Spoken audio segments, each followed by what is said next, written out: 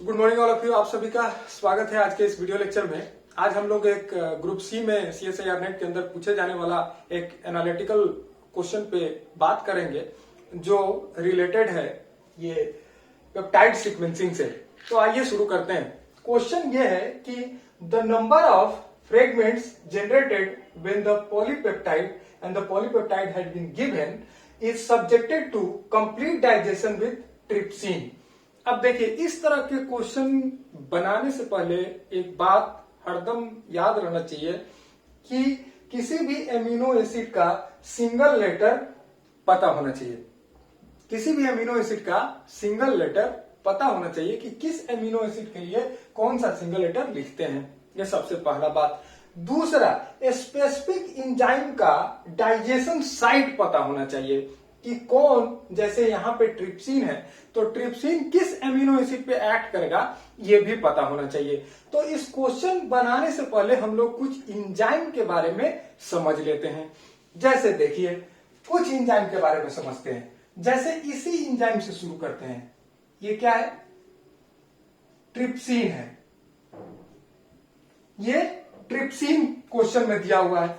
तो ट्रिप्सिन कहां एक्ट करेगा? स्पेसिफिक है। ट्रिप्सिन acts on arginine और लाइसिन at from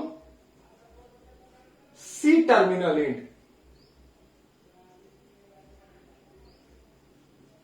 ठीक है, ये आर्जिनिन और लाइसिन पे एक्ट करेगा from towards C terminal end. ठीक है, ये पहला ट्रिप्सिन है। उसके बाद दूसरा देखिए, दूसरा हम लोग इस पे पेप्सिन एक इंपॉर्टेंट एंजाइम है। पेप्सिन ये acts on aromatic amino acid, aromatic amino acid. अब एरोमेटिक एमिनो एसिड आपको पता है, फिनाइलएलेनिन है, ट्रिप्टोफन है, टायरोसिन है। इसी पे एक्ट करेगा। अब कहां? फ्रॉम और towards C terminal end, sorry N terminal, N terminal. ये एन टर्मिनल की तरफ एक्ट करेगा। ठीक है, अब देखिए अगला एक और इसी से रिलेटेड एंजाइम है, काइमोट्रिप्सिन। काइमोट्रिप्सिन एकदम एग्जैक्टली ये भी एरोमेटिक एमिनो एसिड पे एक्ट करता है। ये भी काइमोट्रिप्सिन भी एरोमेटिक एमिनो एसिड पे एक्ट करता है। मैंने फिनाइलएलेनिन पे, ट्रिप्टोफन पे, टायरोसिन पे, लेकिन towards C terminal end, C terminal end. ठीक है, अब देखिए याद क्या रखने वाला है कि पेप्सिन भी एक्ट करता है एरोमेटिक एमिनो एसिड पे, लेकिन किस तरफ? Toward N terminal end. Chymotrypsin भी एक्ट करता है, लेकिन ये किस तरफ? C terminal end. ठीक है, अब एक और लिखते हैं। ये तीन सबसे ज्यादा फ्रिक्वेंटली पूछा जाने वाला ये है। ठीक है, अब देखिए एक और लिखते हैं, साइनोजेन ब्रोमाइड। ठीक है, साइनोजेन ब्रोमाइड ये कहां एक्ट करेगा? Acts on methionine. किधर? सी टर्मिनल तरफ। ठीक है, ये कहां एक्ट करेगा? सी टर्मिनल एंड तरफ एक्ट करेगा। देखिए एक और लिख देते हैं, प्रोटीएज V8। प्रोटीएज V8 ये कहां एक्ट करेगा? Acts on acidic amino acid, acidic amino acid. ठीक है, acidic amino acid, acidic amino acid में भी कहां? Towards C terminal end. ठीक है, ये हो गया। और लिख सकते हैं, ये पहला क्या हुआ? Trypsin, pepsin, chymotrypsin, cyanogen bromide, protease भी। उसके बाद हम लोग चारों को देखते हैं कि ये एक्चुअली इसमें याद क्या रखना है, ये जरूरी है। देखिए ये तो याद रखना ही रखना है, ये देखिए ये तो याद रखना ही रखना है कि ये एक्ट कहां करता है किस अमाइनो एसिड पे, तो एकदम आर्जिनिन और लाइसिन। ठीक है, पेप्सिन कहां एक्ट करता है, एरोमेटिक एमिनो एसिड पे। एरोमेटिक एमिनो एसिड पे कहा, फिनाइल एलानिन ट्रिप्टोफन और टायरोसिन। लेकिन किस तरफ से एक्ट करेगा, टुवर्ड्स एन टर्मिनल, ये समझना पड़ेगा। काइमोट्रिप्सिन कहां एक्ट करता है, इसी एरोमेटिक एमिनो एसिड पे एक्ट करेगा, लेकिन टुवर्ड्स सी टर्मिनल, ये पता होना चाहिए। साइनोजेन ब्रोमाइड का पता होना चाहिए, एक्ट्स ऑन मिथायोनिन, और ये कहा, सी टर्मिनल एंड पे। उसी तरह से प्रोटीएज V8 का पता होना चाहिए, ये एसिडिक एमिनो एसिड पता है, ये ग्लूटामेट और एस्पार्टेट। ठीक है, देखिए दोनों ग्लूटामेट और एस्पार्टेट। ठीक, अब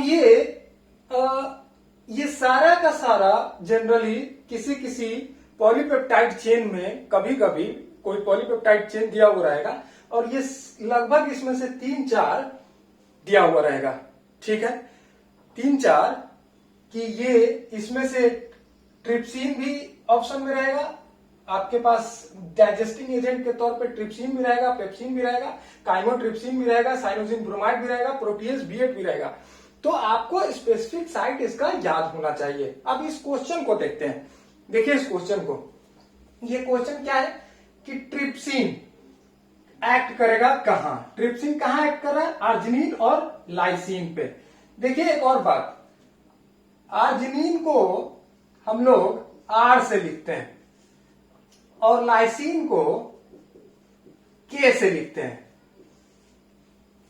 आर्जिनिन को R से और लाइसिन को K से। अब देखिए यहां देखा जाए कि इसमें आर्जिनिन है कहां, मिला यहां K मतलब लाइसिन, ये। अब देखिए यहां ध्यान देने वाला बात, ये इसका एन टर्मिनल एंड हुआ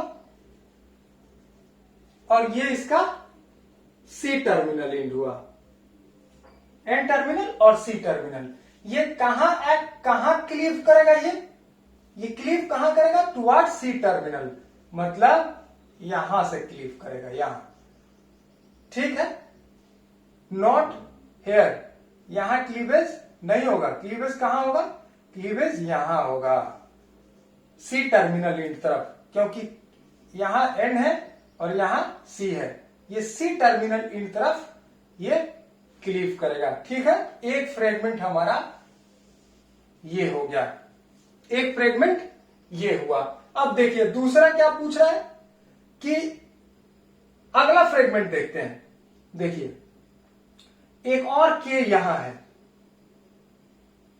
एक और के यहां है, लेकिन यहां क्लीवेज नहीं होगा, ये बहुत इंपॉर्टेंट है। यहां क्लीवेज, यहां लाइसिन होते हुए भी क्लीवेज इस साइड पे नहीं होगा। क्यों नहीं होगा, एक रूल है, एक रूल याद रखिएगा, इस रूल को बोलते हैं केल रूल। इस रूल का नाम है केल रूल। केल रूल का मतलब है कि आर्जिनिन और लाइसिन के सी टर्मिनल साइड तरफ अगर प्रोलीन हो तो वहां ट्रिप्सिन से एंजाइमेटिक डाइजेशन नहीं हो सकता। फिर से बोल रहे हैं कि केल रूल के हिसाब से क्या है कि अगर आर्जिनिन और लाइसिन हो और उसके सी टर्मिनल तरफ प्रोलीन हो तो डाइजेशन इज नॉट पॉसिबल। ठीक है, तो यहां पे देखिए पी है, इसीलिए यहां डाइजेशन नहीं होगा। अब देखिए अगला देखते हैं, यहां क्या है, आर कहां है, देखिए आर यहां है, आर यहां है, तो यहां डाइजेशन हो जाएगा, ये डाइजेशन हो गया। ठीक है, तो एक डाइजेशन ये हुआ, एक डाइजेशन ये हुआ, और फिर ये हमारा 3 फ्रेगमेंट में 3 फ्रेगमेंट जनरेट हो गया। एक फ्रेगमेंट ये, एक फ्रेगमेंट ये, एक फ्रेगमेंट ये। ठीक है, अब देखिए, फिर देखिए यहां पे आप पूछ सकते थे कि यहां फिर क्यों नहीं हुआ इस आर के पास। वही एग्जैक्ट केएल रूल देखिए, क्योंकि इसके बगल में प्रोलीन है। इसके बगल में अगर प्रोलीन है तो फिर क्या होगा, डाइजेशन इज नॉट पॉसिबल। एक और बात बताते हैं, कभी कभी क्वेश्चन में आपको ये रहेगा डीटीटी, डाइथायोथ्रेटोल, डाइथायोथ्रेटोल। अब ये देखिए, ये एक्चुअली ये केवल और केवल डाइसल्फाइड बॉन्ड ब्रेक करता है।